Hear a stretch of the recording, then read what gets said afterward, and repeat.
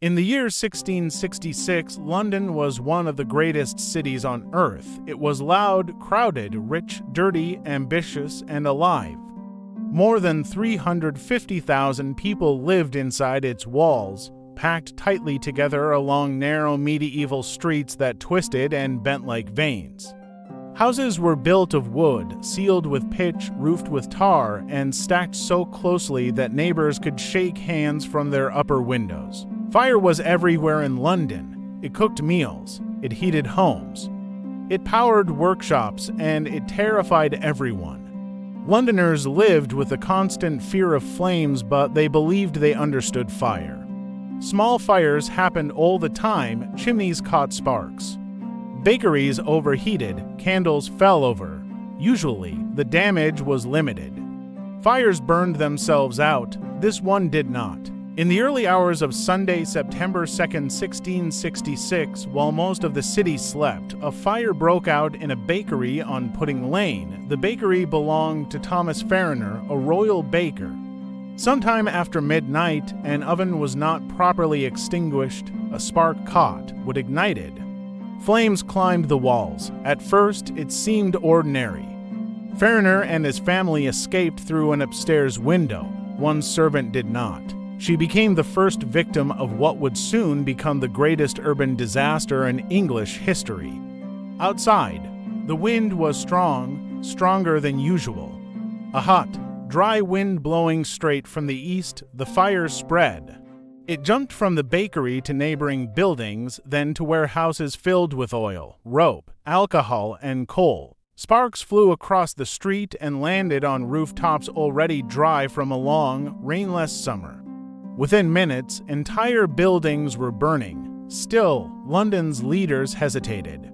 The only proven way to stop a major fire in the 1600s was brutal but effective: tear down buildings ahead of the flames to create fire breaks. But doing this meant destroying private property.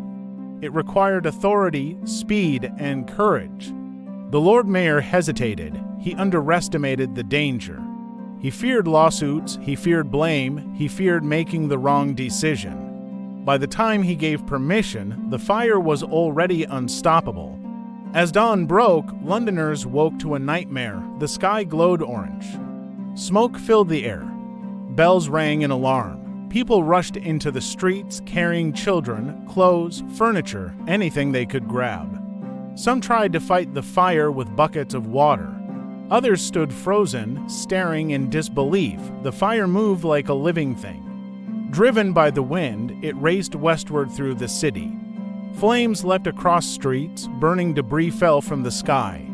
The heat became so intense that iron melted and stones cracked. Entire neighborhoods vanished in hours. This was no longer a fire. It was a firestorm. One eyewitness described the sound as a roar, like 1,000 furnaces breathing at once. The fire created its own wind, pulling oxygen into itself, feeding the destruction. People could not stand near it. The heat was unbearable. Attempts to fight it collapsed into chaos. The River Thames became a highway of escape. Boats crowded the water as families fled with their belongings. Others threw possessions into the river to save them from the flames. Barges overloaded with furniture, livestock, and people drifted downstream as the city burned behind them. One man watched it all closely. Samuel Pepys. Pepys wrote obsessively about what he saw. He climbed towers to watch the fire spread. He described buildings exploding from trapped air. He spoke of people weeping in the streets, clutching their lives and bundles. At one point, fearing his own home would burn, he buried his valuables and, famously, his wheel of Parmesan cheese in the ground. By the second day, panic turned to desperation. Rumors spread that foreign agents had started the fire. The city was at war with the Dutch and the French. Mobs attacked immigrants. Innocent people were beaten and killed on suspicion alone. Fear demanded enemies. The fire did not care. Churches burned. Guild halls burned, markets burned. The ancient heart of London turned to ash. On the third day, the flames reached old St. Paul's Cathedral. People believed it would survive. It did not. The cathedral was under renovation, surrounded by wooden scaffolding. Booksellers had stored thousands of volumes inside, believing the stone walls would protect them. Instead, the paper fed the fire. The roof collapsed in an inferno so bright it was visible miles away. Centuries of history vanished in a single night. By now, even the king had taken control. Charles II personally oversaw firefighting efforts. At last, gunpowder was used to blow up buildings and create fire breaks. Only when the wind finally weakened did the fire begin to die. After 4 days, it was over. London lay in ruins. More than 13,000 houses were destroyed. Nearly 90 churches were gone. Whole districts no longer existed. About 80,000 people were homeless. They slept in fields, on roadsides, under makeshift tents, staring back at the smoking remains of their city. Officially, very few deaths were recorded. In reality, many of the poor, the elderly, and the sick disappeared without names. Their stories burned with their homes, and yet London survived. What followed was one of the greatest urban transformations in history.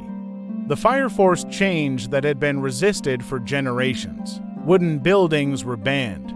Brick and stone became the standard. Streets were widened. Building codes were enforced. Fire prevention became law, not suggestion. Insurance companies emerged. Fire brigades formed. City planning became deliberate instead of accidental. Architects dreamed big. None bigger than Christopher Wren, who envisioned a new London of grand avenues and rational design. Not all his plans were adopted, but his masterpiece rose from the ashes, a new St. Paul's Cathedral, standing as a symbol of resilience. The Great Fire did what centuries of debate could not. It erased the medieval city and forced a modern one to be born. And that is the final truth of the Great Fire of London. It was not just destruction, it was transformation. A city reduced to ashes in days, then rebuilt stronger, safer, and wiser. A disaster that exposed human hesitation, inequality, fear, and courage all at once. A reminder that civilization can collapse quickly but also rise again if it learns from the flames. Beneath modern London, layers of ash still rest in the soil. The fire is gone, the lesson remains.